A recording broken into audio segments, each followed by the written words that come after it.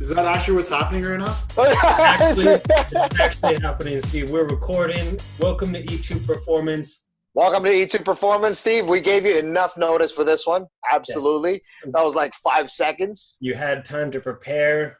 There you go.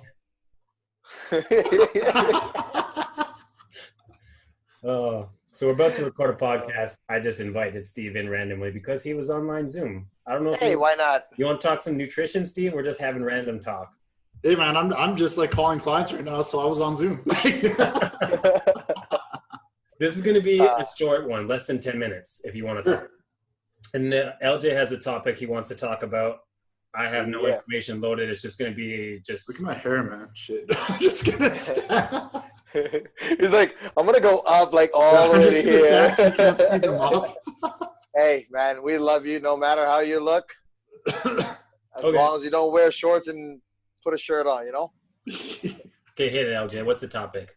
I wanted to kind of talk about, the topic is who needs to track what? I personally do not track food. I feel like I don't need to track it. I feel like I have a good understanding of what to eat and when to eat and how much. And sometimes, I would go overboard, especially with ice cream. And sometimes there are days that I know I undereat.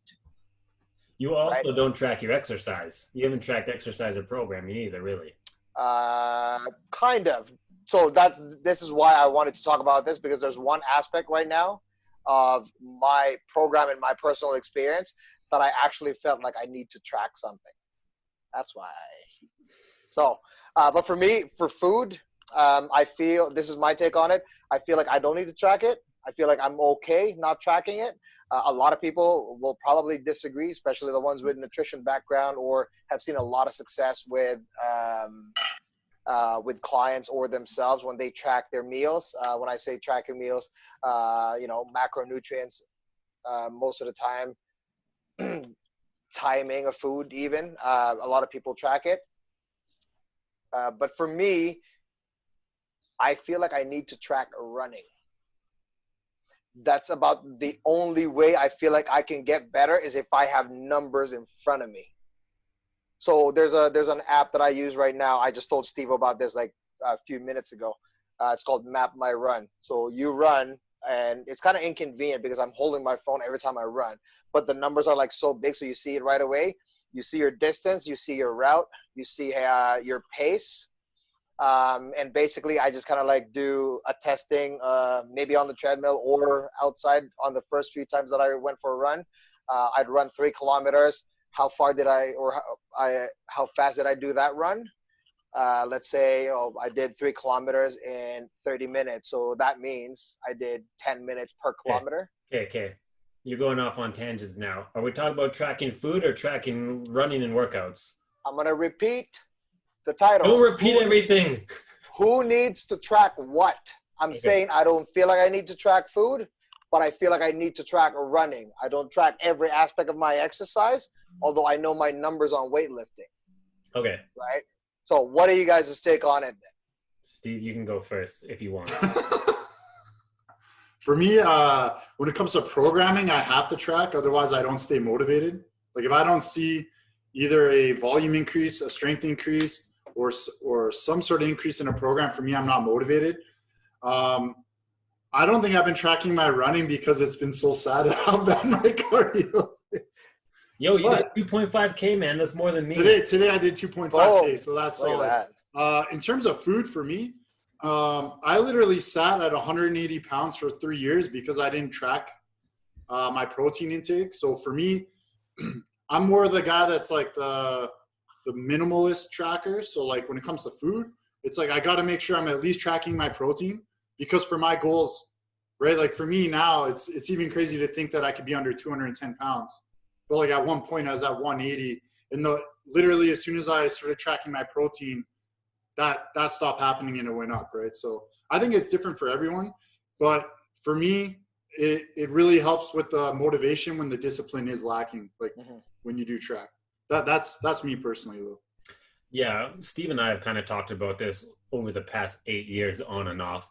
because I think he can vouch for it in the sense that I'll go on a program for maybe 3 months and then I'll go off program for 6 months and then I'll go on for 6 and then I'm off for like maybe a year. Like I'm always on and off programs. I understand what Steve's talking about, the discipline and motivation of seeing those little increases when you're actually on a program and structure. But for me, I feel like sometimes it feels like I lack play, and I like the ability to play and experiment with my exercise. And I think that overall, like, you know, it's that conversation of like, I've definitely lost brute strength gains. Like I can't deadlift as much as I could 2 years ago, but I have more skill in a handstand.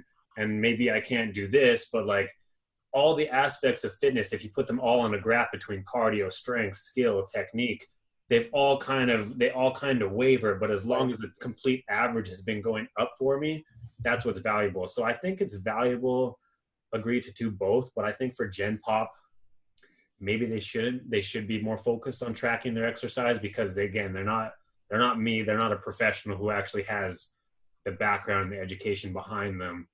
In regards to nutrition, I would say Steve's approach is pretty solid as well. Like I would like to track my protein more, and I don't even do that. But I think in regards to like most people, Gen Pop, I would say people need to track. It's valuable to learn to track your food for maybe 30 to 60 days just to have an idea of portion controls and what you should be eating. Yeah. But after that 30, 60 days, I think that you should go off of tracking, because it's not natural to track your food your whole life. Unless you're like specifically trying to gain or cut for a competition or something like that. We're talking Gen Pop. Yeah, if it's something specific that they train for, I think you need to track, and that's in every aspect from training to nutrition, sleep, hydration. I feel like for Gen Pop though, I feel like I would agree with you that they need to learn at least the basics of tracking for portion control.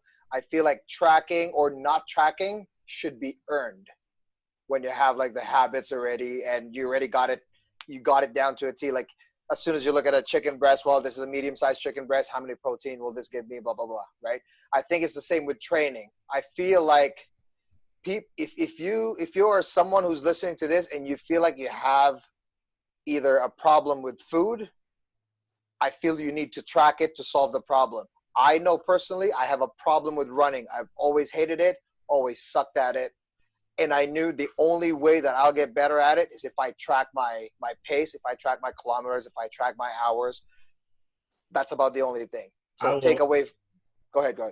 Sorry, I was just going to say, I'm going to argue with you to a degree on 2 points. And one of them is you should I think you need to earn your way to be able to track food, and you need to earn your way to not track food as well. Not everybody that walks into the gym is ready to just start counting every single thing that they eat.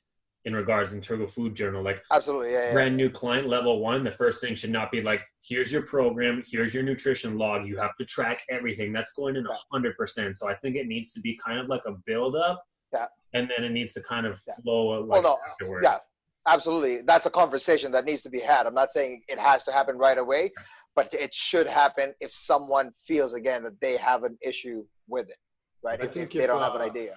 If you're tracking a lot too, for a lot of people, it can get really overwhelming. But at the same time too, if you're not tracking, like the pro and the con of tracking is it can get overwhelming because you're doing a lot more work. But then you also don't, like Eric was saying before, I'd say the worst results I've ever got were when I wasn't tracking, because especially, I train different because I'm doing mostly powerlifting stuff. But from that standpoint, if you don't track, there's a good chance you're going to go in the gym and leave a little too much on the table instead of not getting out of your comfort zone, that 2 to 5%. So I think that's where tracking comes in. Even for me too, in terms of mobility, I find if I don't track what I'm doing for mobility, I get overwhelmed in a sense where I do too much. I'll try to Kobe and I have been going through this a lot. And it's instead of just doing the 3 things he gave me, because I don't track those 3 things, I'll try to do 20 things. And then at the end of the mobility session, I'm like, did I even address what I'm like? Yeah, there's so much. There's so much.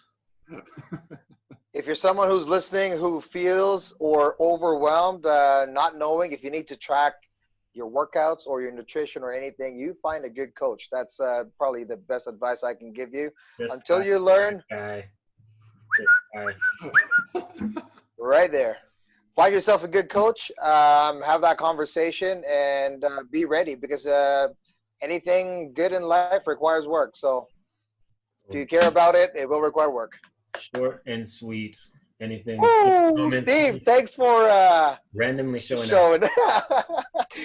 Just call him. Oh, he's online. Boop.